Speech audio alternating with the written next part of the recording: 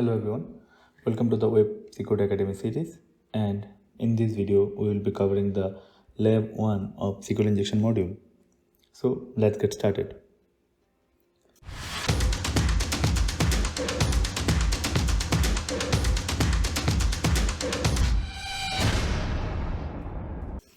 Okay, this lab contains SQL injection vulnerability in the product category filter, and this is the query that is being executed. Select star from products where category equals to gift and release equals to 1.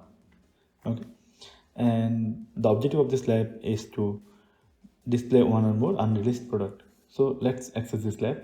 So I have already accessed it, and this is the web page, and so there are multiple categories are there, and one of the categories is gift. So let's browse this gift category, and here I can see only 3 items are there in the gift category.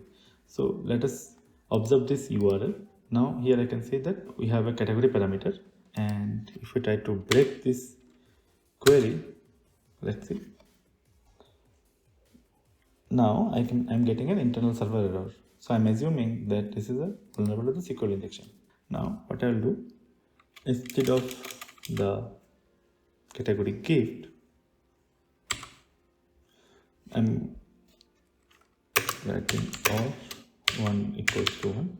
Now or 1 equals to 1 is always true. Now what we are doing is like, in the category filter we have not given any value, and or 1 equals to 1. So 1 equals to 1 is always true. So that means it should give me all the items from all the category.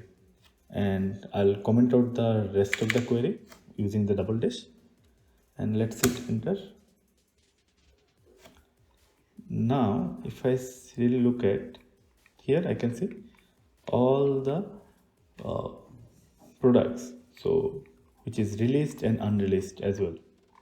Okay, and if I go to the all category folder, here I can see only few products. Okay. This solves our lab 1. Thank you for watching this video, and we'll see in the next video.